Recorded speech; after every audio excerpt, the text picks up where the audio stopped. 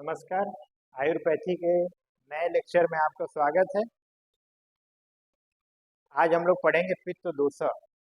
पित्त दोष में हम लोग ये समझते हैं कि जितना भी ट्रांसफॉर्मेशन हमारे शरीर में होता है, यानी सबस्टेट ए से बी अगर बनने वाला है तो कहीं ना कहीं एनर्जी हीट की जरूरत होती है। तो उसी प्रकार की संकल्पना हमारे ऋषि आचार्यों ने की कि कोई ऐसी एंटिटी होगी जो चीज़ों को बदलती होगी, ए से बी में कन्वर्ट करती होगी, रस से रक्त में कन्वर्ट करती होगी, रक्त से मांस में कन्वर्ट करती होगी। तो उन्होंने एक दोष की कल्पना की, उस दोष का उन्होंने नाम रखा पित्त, या वो एंटिटी जो है पित्त। पित्त जो है त्रिदोष में हम देखते हैं वात पित्त कफ में सेकंड नंबर पे आता है। तो जब हम देखते हैं कि हमारा शरीर जो निर्माण होता है उसमें बिना पित्त के कुछ भी संभव नहीं, क्योंकि जो भी अग्नि वाला कार्य है या मेटाबॉलिज्म का कार्य है वो कौन करता है? पित्त ही करता है। तो पित्त को आज हम डिटेल पढ़ेंगे और कुछ इंपॉर्टेंट क्वेश्चन जो एग्जाम में आते हैं उसके बारे में भी बताऊंगा। नेक्स्ट देखते हैं हम क्या आता है, निरुक्ति। निरुक्ति में आता है आपका तप संतापे। अच्छा, सुश्रुत के द्वारा दी गई ये निरुक्ति है। सुश्रुत सूत्र 21/5 में आता है। क्या है? तप संतापे, यानी हमारे शरीर में जो भी हीट है, जिसके द्वारा हमारे शरीर में संताप या हीट उत्पन्न होता है वह पित्त है। और इसके कुछ सिनोनिम्स होते हैं। सिनोनिम्स में आप देखिए, एक मायु होता है। मायु शब्द जो है पित्त के लिए आया है, इसको आपको याद रखना है। उष्मा, फलज्वल, तेज और अनल। वात में हम लोगों ने क्या पढ़ा था? अनिल। अनिल जो होता है वात का पर्याय होता है, और अनल जो है अग्नि का पर्याय है या पित्त का पर्याय। तो हमें पहले से पता है कि हम पित्त के द्वारा एक तरीके से, अगर हम लोग लोक पुरुष साम्यता वाला सिद्धांत देखेंगे, कौन सा सिद्धांत? लोक पुरुष साम्यता। इसका अर्थ यह है कि जो कुछ लोक में है वह पुरुष में है, और जो पुरुष में है वह लोक में है। तो इसके समतुल्य हम अगर इस सिद्धांत से समझना चाहेंगे तो जो अग्नि हमें संसार में या लोक में दिखाई देती है वह हमारे शरीर में पित्त के अंतर्गत रहती है। ऐसा आचार्य चरक का भी मत है कि जो संसार में अग्नि है वही हमारे शरीर में पित्त के रूप में रहती है। तो हम लोग दो चीजें इसमें ध्यान रखेंगे। पहला तमसकता पे निरुक्ति है, दूसरे कुछ सिनोनिम्स है। मायु है, उष्मा है, फलज्वला है, तेज है और अनल। इसके आगे देखते हैं। आगे आता है पित्त के गुण। पित्त के गुण में देखिए पित्तम। आचार्य पहले चरक का याद करते हैं, हम लोग चरक का देखते हैं। एक मिनट।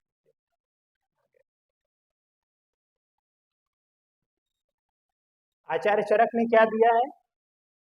सस्नेहम उष्णम तीक्ष्णम च द्रवम अम्लम सरम कटु विपरीत गुणे पित्तम द्रव्यम आसु प्रशाम्यति। तो कुछ गुण बताए, क्या बताए? सस्नेहम उष्णम तीक्ष्णम च द्रवम अम्लम सरम कटु, ये कैरेक्टर बताए, गुण बताए, और क्या बोला? विपरीत गुणे द्रव्यम। इन जैसे सस्नेह 1 2 3 4 5 6 7, इन गुणों के विपरीत जो भी द्रव्य होंगे वह पित्त का क्या करेंगे? समन करेंगे। यानी कि अगर कोई चीज हम खा रहे हैं और खाने से हमें, जैसे कोई गर्म चीज खाएं हमको जलन होने लगे, तो हम क्या करेंगे? इसके विपरीत कोई शीतल चीज लेंगे जिससे हमको आराम मिले। जनरली प्रैक्टिस हम लोग यही करते हैं। जिससे जलन हो रही तो हम और ज्यादा शीतल चीजें लेते हैं जिससे हमको राहत मिलती है। तो हम क्या करते हैं? पित्त का समन करते हैं। अगर आप ध्यान से देखेंगे तो ये चिकित्सा सूत्र है पित्त का। पित्त कहीं भी गुणों में अगर वृद्धि आपको दिख रही है तो आप उसको इस चिकित्सा सूत्र के द्वारा उसको बैलेंस कर सकते हैं, उसका समन कर सकते हैं। समन, प्रशाम्यति। समन किसका पर्याय होता है? चिकित्सा का एक पर्याय। और एक चीज और यहाँ पे आती है, सस्नेहम। सस्नेहम, सस्नेहम मतलब ईसत स्नेह इसके अंदर होता है। इसकी वजह से मैं आपको इसका कैरेक्टर एक आगे और बताऊंगा और एक्सप्लेन करूंगा कि पित्त जो होता है स्नेह युक्त होता है, और वात जो था वह रुक्ष गुण के वाला था। और इस स्नेह के कारण क्या होता है? इसमें कुछ द्रवता भी होती है। ये द्रवता हम लोगों को आगे दिखाई देगा जब हम इसका प्रमाण वगैरह कुछ बताएंगे। फिर आता है सुश्रुत सूत्र 21/11 में क्या आता है? पित्तम तीक्ष्णम द्रवम पूति। पूति मीन्स इसमें गंध होता है। नीलम पीतम, ये कलर बता रहे हैं। नीलम पीतम तथैव च, उष्णम कटुरसम च एव विदग्धम च अम्ल भवेत। यानी कि ये कटु रस इसका जो क्या है, ये सामान्य टेस्ट होता है। पित्त का सामान्य टेस्ट क्या है, वह क्या है, कटु रस है। और जब ये विदग्ध हो जाता है तो ये क्या हो जाता है, अम्लीय हो जाता है। पित्त जो है सामान्यतः कटु रस वाला होता है, और जब वह विदग्ध होता है तो अम्ल में परिवर्तित हो जाता है। बाकी अष्टांग संग्रह, अष्टांग हृदय का श्लोक आपको याद ही होगा। पित्तम सस्नेहम तीक्ष्णम उष्णम लघु विश्रम श्रवम द्रवम। तो ये कैरेक्टर है, इनके गुणों को लेकर के इसको याद कर लीजिएगा। श्लोक तीनों इंपॉर्टेंट है। नेक्स्ट देखते हैं। नेक्स्ट आता है सुश्रुत का। औश्रेयम तैश्रेयम रोच्यम, औश्रेयम तैश्रेयम रोच्यम लाघवम वैसद्य गुण लक्षणम पितम। अष्टांग संग्रह का देखिए, पित्तम विदग्धम अम्लम अम्लता उपैति। यानी पित्त जब विदग्ध होता है, यानी एसिडिटी, जब पित्त आपका बिगड़ता है तो आपको एसिडिटी होती है, अम्लता लगता है, अम्ल पित्त की उत्पत्ति होती है। जब भी पित्त बिगड़ेगा आपका, आपको एसिडिटी होगी, आपको अम्लता महसूस होगी। वही अम्ल यहाँ पे निकलता हुआ दिखाई देगा। ठीक, विदग्ध होने, पित्त जब दूषित होगा तो अम्लीय होता है। फिर आता है अष्टांग संग्रह में सेम चीज है, अच्छा पित्त वाला कॉन्सेप्ट है, हम इसको आगे सेपरेट पढ़ेंगे। अच्छे पित्त यहाँ नहीं पढ़ना है। फिर आता है जो इसके लिए ये सारंगधर का है, देख लीजिए। पित्तम उष्णम द्रवम पीतम नीलम गुड़म। जो याद करना हो क्या करना है, सारंगधर ने बता रखा है कि पित्त जो है वह कैसा होता है, सत्व गुण वाला। कटु तिक्तम रसम गेयम विदग्धम च अम्लता प्रवृत्ति। मतलब सभी आचार्यों का मत है कि पित्त विदग्ध होकर अम्लीय हो जाता है। और याद कर लीजिएगा सत्व गुणोत्तरम। ठीक, नेक्स्ट जाते हैं। नेक्स्ट देखते हैं स्थान क्या बताया आचार्य। स्थान को लेकर के कुछ चीजें इंपॉर्टेंट है, वो हमको याद करना है, वो बता दे रहा मैं। स्थान है स्वेदो रसो लसिका, स्वेदो रसो लसिका रुधिर अमाशयश्च पित्त स्थानानि तत्रापि आमाशयो, आमाशयो तत्रापि आमाशयो विशेषण पित्त स्थान। हम कफ वाले में पढ़ेंगे, वहां भी आमाशय आता है। तो होता क्या है कि आचार्य चक्रपाणी ने टीका की उस पर कि आमाशय का दो भाग होता है, ऊर्ध्व होता है, अधो होता है। ऊर्ध्व वाले में कफ रहता है, अधो वाले में पित्त रहता है, ऐसा कॉन्सेप्ट। फिर आता है आपका अष्टांग हृदय सूत्र स्थान में नाभिरामा आमाशय स्वेदो लसिका रुधिरम रुचिरम च दृक् स्पर्शनम च पित्तस्य नाभि अत्र विशेषता। तो अष्टांग हृदय ने खास बात बताया कि नाभि में पित्त का स्थान बताया, विशेष स्थान। तो इसको हमको याद रखना है। बाकी सुश्रुत का क्या है, पक्व अमाशय मध्यस्थम। पक्वाशय और अमाशय के मध्य में जो पाया जाता है। और यकृत प्लीहान हृदय दृष्टि त्वका पूर्वोक्तम च। तो पक्व अमाशय के मध्य में पित्त का स्थान रहता है, यानी अग्नि का स्थान है, वो याद रखिएगा। बाकी अग्नाशय में पित्त का स्थान रहता है, सारंगधर का मत है। और काश्यप का भी लगभग सेम ही है। पित्त स्थान अमाशय स्वेदो रक्तम सह लसिकाया आम पक्वाशय स्थानम विशेषण पित्त वातु। तो पित्त और वात दोनों के लिए इन्होंने बता दिया कि आपका जो स्थान होता है वो क्या होता है, वह आम पक्वाशय मध्य हो सकता है। तो ये चीज याद रखिएगा। फिर आगे चलते हैं। आगे आता है कर्म। कर्म देखिए, आचार्य चरक का मत है, वात कलाकली चैप्टर में ही दिया हुआ है, जहां उन्होंने वात के गुणों का, वात के कर्म को बताया। तो पित्त के कर्म को भी बताया, लेकिन उसमें उन्होंने क्या किया, पित्त के भेद नहीं बताया। तो अभी जो ये ब्रैकेट में लिखा हुआ है, ये क्या है, ये बाद में लिखा हुआ, समझने की दृष्टि से लिखा हुआ है, जहाँ पे 5 प्रकार के पित्त का नाम लिखा हुआ है। इस श्लोक में क्या है, ये ब्रैकेट वाला शब्द नहीं है। जो का पाचक और भ्राजक आलोचक आप जानते हैं, सुश्रुत का अवदान है, सुश्रुत ने पहली बार इसको बताया था। तो आप देख लीजिए क्या बोलते हैं। सबसे पहला लोक पुरुष साम्यता वाला कॉन्सेप्ट जो मैं आपको बता रहा था, आचार्य चरक का पहला कोटेशन क्या है, अग्नि रेव शरीर पित्त अंतर्गत। अग्नि जो है हमारे शरीर में कहाँ है, पित्त के ही अंतर्गत होती है। करता क्या है, कुपिता अकुपिता। यानी जब कुपित होगा और अकुपित होगा तो क्या करेगा, शुभ अशुभानि करोति च। यानी कि अकुपित होगा तो शुभ कार्य करेगा,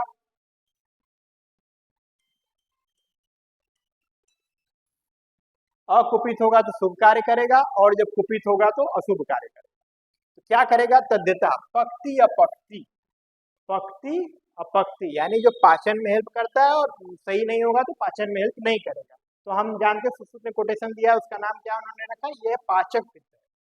तो पाचक पित्त यही है इसका अर्थ यह होगा कि जो पक्ति अपत्ति का कार्य करता है वो पाचक करता है, लेकिन ये पाचक वर्ड जो है आचार्य चरक ने यूज नहीं किया है, हमको ये दर्शनम अदर्शन यानी जो देखने और न देखने में सहायक, या जो उसका मूल कारण हो। हम कोई चीज देख पाते हैं आलोचक पित्त के कारण, और नहीं भी देख पा रहे तो आलोचक पित्त की अनुपस्थिति में उसको नहीं देख सकते। मात्रा मात्र उष्णत्वम यानी कि जो हमारे शरीर में जो उष्णता है, जो त्वचागत उष्णता है, वो क्या है, भ्राजक पित्त के कारण है। प्रकृति विकृति वर्ण, प्रकृति विकृति और वर्ण है किसके कारण है, वह रंजक पित्त के कारण है। शौर्यम भयम क्रोधम हर्ष मोह प्रसादम वो साधक पित्त का कर्म है। अभी हम डिटेल जब पढ़ेंगे तो आएगा। इति इति एवं आदि नाम च प्राणी द्वंद्वा नीति। तो आचार्य जो चरक का श्लोक है वो डायरेक्ट आता है, तद्यता पक्ति अपक्ति दर्शनम अदर्शनम मात्र मात्र उत्तम प्रकृति विकृति वर्णम शौर्यम भयम क्रोधम हर्ष मोह प्रसादम इति एवादिनाम च प्राणी द्वंद्वा नीति। ये जो शब्द है ये हमने आचार्य सुश्रुत से लेकर के इसको समझने के लिए हमने उसमें बीच में रखा है।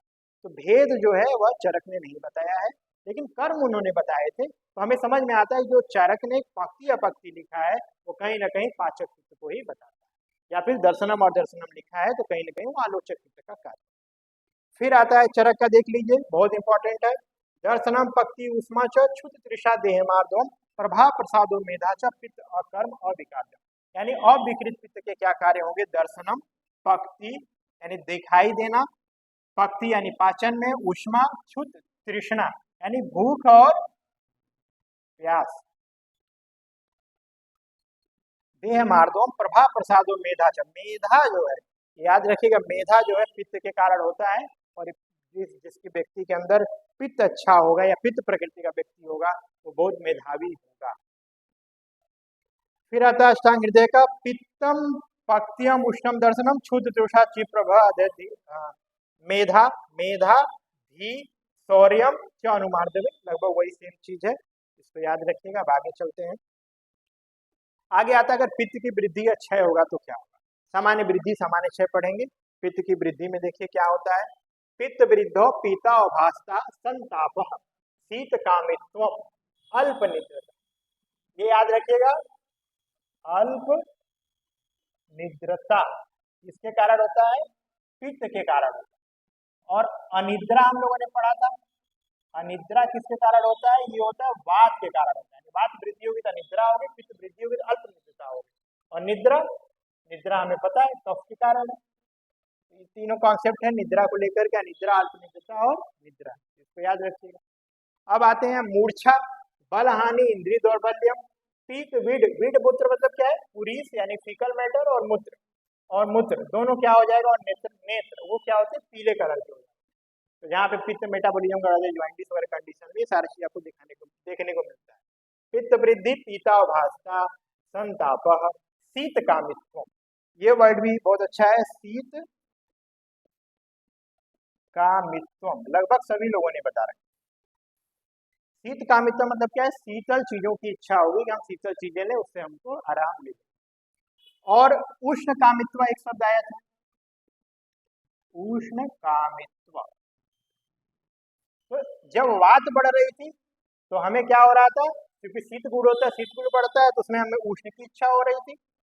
और जब पित्त बढ़ता है तो हमें बहुत ज्यादा गर्मी महसूस होती है, तो हमारे अंदर क्या होता है, शीतल चीजें लेने की इच्छा उत्पन्न होती है, उसको हम लोग क्या बोलते हैं, शीत कामित्व, पित्त वृद्धि का लक्षण। तो ये सब याद रखिएगा, शीत कामित्व, अल्प निद्रता, मूर्छा बल हानि, इंद्रिय दौर्बल्यम, पीत विड मूत्रत्वम च। फिर आता है पीतत्वम ग्लानि, ग्लानि निद्रा, इंद्रिय दौर्बल्यम, इंद्रिय दौर्बल्य, पित्त के घटने बढ़ने से क्या होता है, इंद्रिय दौर्बल्य, ओज विश्रंस, शीत अभिलाषा, शीत अभिलाषा यानी कि शीत कामित्व, ये ओज विश्रांस, ये भी इंपॉर्टेंट याद रखिएगा। तिक्ताशम चिड़ मूर्छा अल्प निद्रा, अल्प निद्रा, अल्प निद्रा, इन्होंने भी सेम चीज बताया, अल्प निद्रा, क्रोध अभिपित्तम। फिर अष्टांग हृदय का भी सेम है लगभग, पीत वीड नेतृत्वम, वीड मतलब होता है फीकल मैटर या पुरीस। मूत्र में क्या हो जाएगा आपका, यूरिन है। और नेत्र, इन तीन चीजों में हमें क्या दिखाई देगा, पीलापन दिखाई देता है। क्या, पीत विडु नेतृत्व, दृढ़ दाह अल्प, अल्प निद्रता पित्तम च। ये अब आपको याद रहेगा। नेक्स्ट चलते हैं। क्षय, पित्त क्षय मंद उष्णता, पित्त की क्षय हो गया यानी अग्नि का क्षय हो गया। अग्नि का क्षय हो गया तो क्या होगा, जो आपकी उष्मा है वह कम हो जाएगी या अग्नि जो कम हो जाएगी। और प्रभा, प्रभा भी पित्त दे रहा था हम लोग को, तो क्या हो जाएगा, निष्प्रभा हो जाएगा, प्रभा की हानि हो जाएगी। फिर आता है पित्तो मंदो अनिल, जब पित्त हमारे शरीर में अग्नि के अंतर्गत रहता है तो पित्त मंद का मतलब अग्नि का मंद होना, डाइजेस्टिव पावर का सप्रेस हो जाना, ये चीज होती है। तो याद रखिएगा पित्तो मंदे अनिल, शीतम प्रभा हानि, प्रभा भी क्या है, सेम चीज है, निष्प्रभत्वम वाला।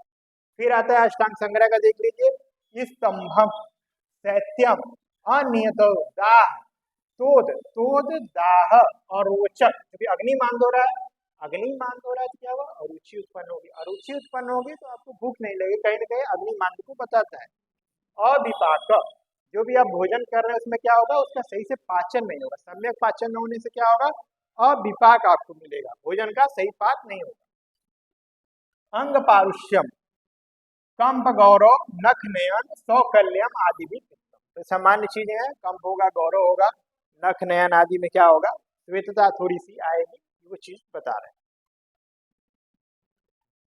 अब आते हैं हम प्रकार, प्रकार 5 होते हैं। पंचधा, डलर की टीका, इसी से आप समझ लीजिए कि पित्त को सुश्रुत में 5 भाग में डिवाइड किया, वही दिया हुआ है। पंचधा प्रविभक्तानि पाचक रंजक साधक आलोचक भ्राजक, 1 2 3 4, 1 2 3 4 और 5, यानी कि पाचक रंजक साधक आलोचक और भ्राजक, ये 5 भेद होते हैं। इसमें ज्यादा समय नहीं देंगे, ये ठीक है। अब आता है पाचक पित्त, मोस्ट इंपॉर्टेंट है, अगर आप इसको याद रखते हैं तो आगे डाइजेस्टिव सिस्टम या पाचक अग्नि वगैरह बताएंगा तो उसमें भी यही सारी चीजें रिपीट। तो सबसे पहले देखिए इसमें क्या आता है,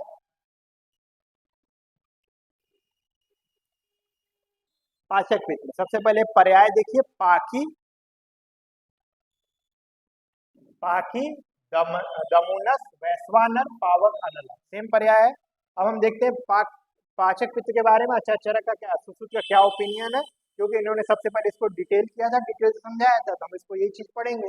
अब देखिए, दृष्ट अदृष्ट हेतु के नाम विशेषेण पक्वामाशय मध्यस्थम, पक्वामाशय मध्यस्थम पित्तम चतुर्विधि अन्नपानम पचति, चतुर्विध अन्नपान क्या होता है, पान असन भक्ष्य और लेह, ये 4 प्रकार के भोजन होते हैं।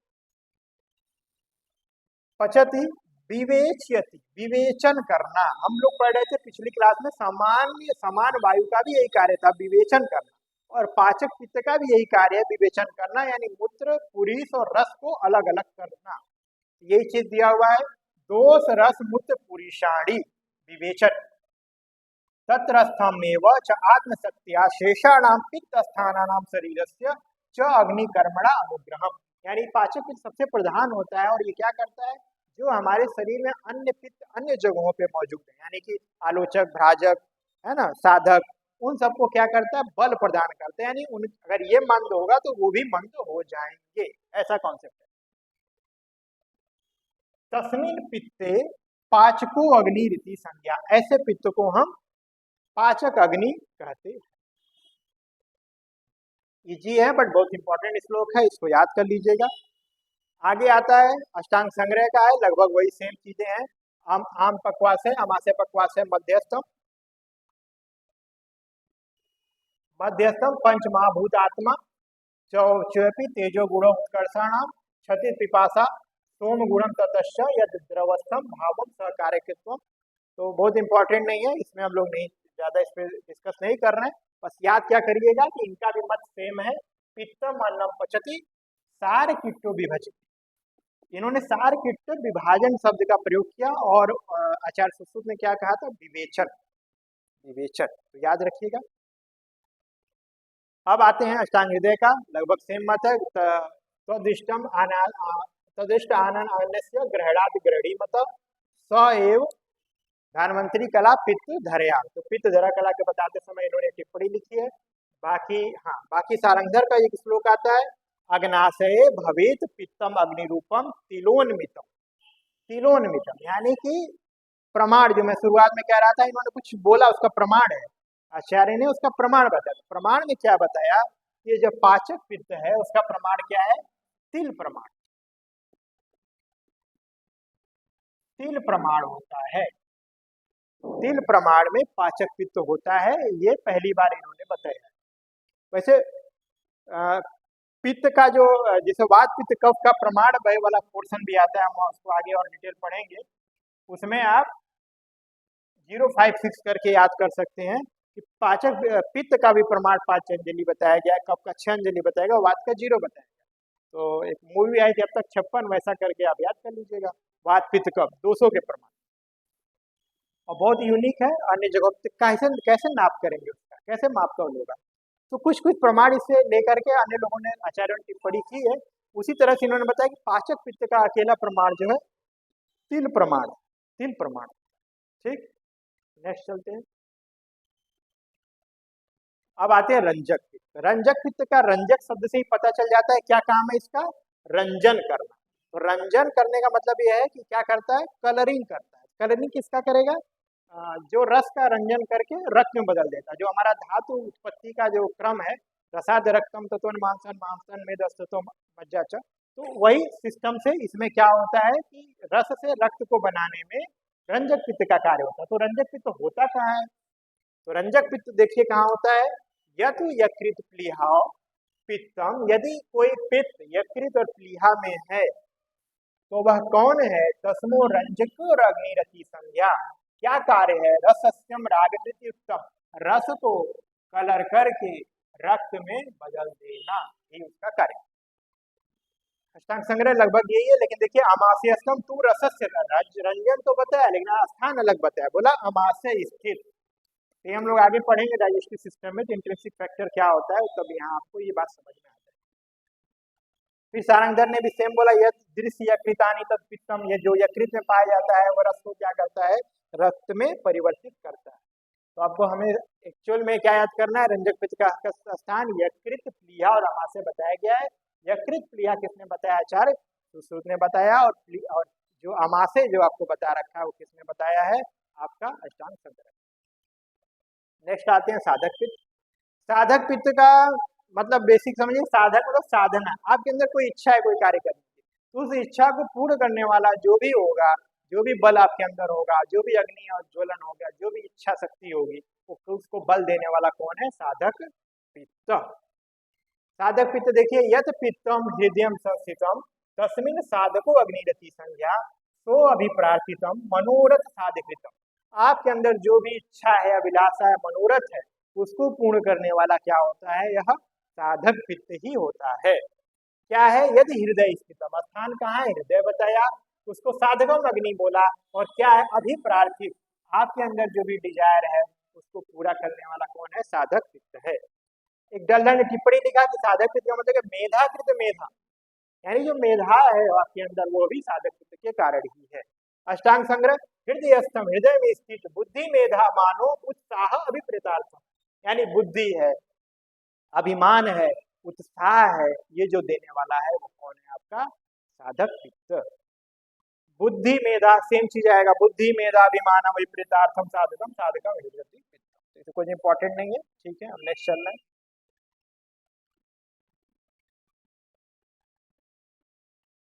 तो समझ में आ रहा है ना, ठीक। आलोचक पित्त आते हैं। आलोचक पित्त देखिए,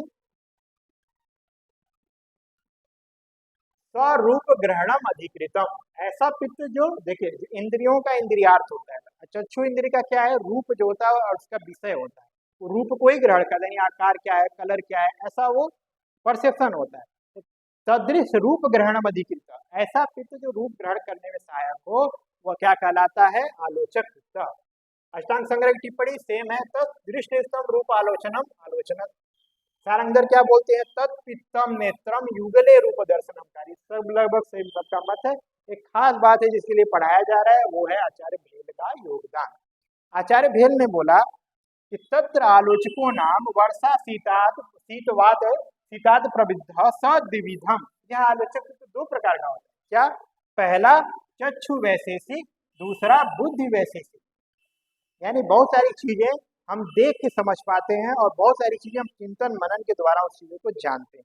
तो दो तरह का आलोचक पित्त होता है, क्योंकि रूप ही ग्रहण करना था तो कोई चीज देख के हम ग्रहण करते हैं, और कभी कभी किसी चीज के बारे में चिंतन मनन करके उस चीज को हम प्राप्त कर लेते हैं कि वो चीज ऐसी ऐसी हो। तो उसी तरह से हमारे पास दो तरह का दृष्टि होती है, एक जो हम आंखों के द्वारा देख रहे हैं और एक जो हम बुद्धि के द्वारा देख रहे हैं। इसलिए आलोचक पित्त दो प्रकार का होता है, एक होता है चक्षु वैशेषिक और दूसरा होता है बुद्धि वैशेषिक। ठीक है, नेक्स्ट जाते हैं भ्राजक पित्त। अब भ्राजक पित्त के साथ भी कॉन्सेप्ट यही है, भ्राजक जो हमारे जो प्रभाव हमारे ऊपर है, शरीर के ऊपर है, तो वो क्या है देखिए, यदि त्वची पित्तम, यदि त्वचा में कोई स्थित पित्त है तो उस पित्त कौन सा है, वह भ्राजक पित्त है। भ्राजको अग्निरिति संज्ञा। तो ये देखिए बहुत अच्छा है, अभ्यंग अभ्यंग परिसेक अवगाह लेपनादि लेपनादि क्रिया द्रव्याणाम पंक्ता छाया नाम च प्रकाशक। यानी ऐसा जो पित्त जो कि हमारी त्वचा में स्थित होता है उसको हम लोग क्या बोलते हैं, भ्राजक पित्त। उसका कार्य क्या है, अभ्यंग परिसेक अवगाह लेपन, ये जो पंचकर्म की क्रियाएं होती हैं जिसमें हम अभ्यंग करते हैं, अवगाहन, अभ्यंग मतलब मर्दन करना स्नेह को लेकर के, परिसेक मतलब क्या होता है, कोई चीज ऑयल को हम गिराते हैं तो वो अंग पे गिराते हैं उसको परिसेक बोलते हैं, अवगाहन बाट टब जो होता है उसको अवगाहन बोलते हैं, लेपन आदि करते हैं।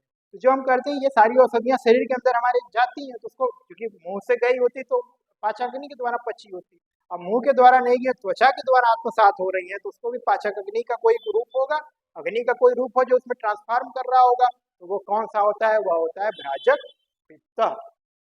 देखिए अष्टांग संग्रह क्या बोलते हैं, त्वकस्थम तो जो भ्राजनम भ्राजकम तद अभ्यंगम परिसेकम आलेप दीना पाचयति छायाम प्रकाशयति। तो ठीक है, इसमें सेम चीज है, इसलिए हम इसमें ज़्यादा डिस्कस नहीं करेंगे। लगभग सायंदर का भी वही मत है कि त्वची कांति कर्म, जो त्वचा में कांति लाता है वो भ्राजक पित्त है। नेक्स्ट आते हैं पित्त के कुछ धातुगत लक्षण बताए गए हैं, बहुत इंपॉर्टेंट नहीं है अभी यूजी के लेवल पे, लेकिन थोड़ा बहुत अगर आप याद रखेंगे तो आपको एग्जाम में काम आएगा, एग्जिट एग्जाम या फिर एआईपीजीटी वाले। तो क्या होता है, अष्टांग संग्रह यानी वृद्ध भागवत ने क्या बोला कि पित्त के द्वारा कुछ रोग बताए जब वो धातुगत रोग होते हैं, तो हम रोग निदान में इसको और डिटेल पढ़ेंगे, अगर हम थोड़ा बहुत पढ़ लेते हैं, दो तीन आप याद कर लीजिएगा ताकि एग्जाम में लिखने के काम आए। तो क्या होता है, यदि त्वची स्थित, यदि पित्त त्वचा में स्थित है तो क्या करेगा, पुरियाद विस्फोट मसूरी का, यानी विस्फोट यानी कि थोड़े बहुत जो बॉयल्स होते हैं जिसमें आदमी जल जाती है तो बॉयल्स बन जाते हैं, उस तरह का कोई स्ट्रक्चर पैदा करेगा। मसूरी का हमें छोटे छोटे दाने निकल जाते हैं, चिकन पॉक्स टाइप का, उस तरह का कुछ करेगा। अगर रक्त में जाएगा तो विसर्प दाह, और मांस में जाएगा तो मांस का कोथन कर देगा, मांस को गिरा देता है। मेद में जाएगा तो ग्रंथि बनाएगा और तीर्ण और वमन करेगा, अस्थि में जाएगा तो दाह और हरित नेता आनंद करेगा, और शुक्र में जाएगा तो सुख समासितम, शिरागत होगा तो क्रोध ताप प्रलाप ऐसा कुछ करेगा, और कोष्ठ में जाएगा तो मद तीर्ण दाह ज्ञापन। तो अभी एज मच इम्पोर्टेंट नहीं है, रोजान में फिर से इसको हम लोग पढ़ेंगे, लेकिन अभी थोड़ा बहुत आप जान जाइए कि ये जो कुछ धातुगत लक्षण दोषों के द्वारा, तो कफ का भी ऐसे ही है, पित्त का भी ऐसे ही बता रखा है, तो अष्टांग संग्रह ने बताया। ठीक है, नेक्स्ट जाते कुछ इंपॉर्टेंट पॉइंट है जो कि कॉमन हो रहा था जब हम लोग पढ़ रहे थे, तो कहीं कहीं अलग अलग आचार्यों के मत से वो चीजें कॉमन हो जाती हैं, तो कॉमन होती हैं तो वो चीजें याद हो जाती हैं और इम्पॉर्टेंट भी हो जाती हैं अपने आप। तो समझ में आ रहा है, ज़्यादा डीप तो नहीं है। ठीक, अब देखिए पित्त दोष विशेष स्थान, पित्त दोष के विशेष स्थान चरक ने कहाँ बताया, अमाशय ने बताया, क्योंकि चरक ने अमाशय बताया तो उस पर चक्रपाणी टिप्पणी लेके उसको क्लियर किया कि पूरे अमाशय में नहीं है, अधो अमाशय में होता है। क्योंकि चरक संहिता के टीकाकार क्या है, चक्रपाणी है। कौन सी पुस्तक लिखी है, आयुर्वेद दीपिका लिखी है, कब लिखी है, 11वीं सेंचुरी में लिखी है।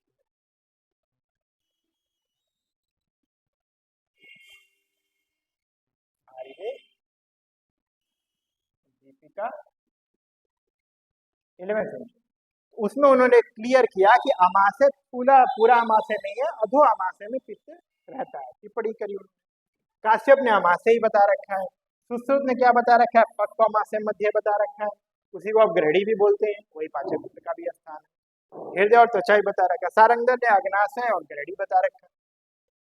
अष्टांग हृदय जो मैं याद करने के लिए कह रहा था वो नाभि में बता रखा है, और हारित में भी हृदय बता रखा है। थोड़ा कंपेरेटिव पढ़ेंगे तो इसको याद रखिएगा। अब आपको समझ में आ गया होगा कि है तो बहुत इजी, लेकिन थोड़ा सा हमें याद करने की दृष्टि से थोड़ा कठिन हो जाता है। शब्दावली लगभग एक ही रहती है। और आगे हम देखते हैं स्पेशल फंक्शन कुछ हैं, तो उसमें आप देखिए क्या क्या दिया हुआ है। संज्ञा मोह, संज्ञा मोह किसमें मिलेगा? वाक्य 6 में मिलता है। संज्ञा मोह वाक्य 6 में मिलता है आपको। और मोह प्रसाद क्या है? यह संज्ञा मोह मोह वाक्य 6 में मिल रहा है।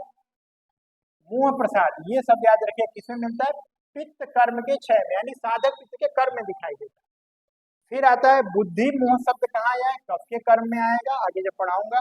मेधा कहाँ आता है? पित्त के कर्म में भी आता है, और साधक पित्त का कर्म तो बता ही रहे। ठीक। धी शब्द किस में आता है? पित्त के कर्म में भी आता है और उदान वायु के भी कर्म में आता है। धी धृति स्मृति वाला कॉन्सेप्ट। धृति कहाँ आता है? धृति कफ के कर्म में दिया हुआ है। इस तरह से कुछ कंपेरेटिव है, इसको याद रखिएगा। और पित्त को हम लोग डिटेल पढ़ चुके हैं, और आगे अगर ये और टॉपिक आपको इसमें आता रहेगा, आप अच्छे से इसको पढ़िएगा, फॉलो करिएगा, सब्सक्राइब करिएगा, लाइक करिएगा। Thank you.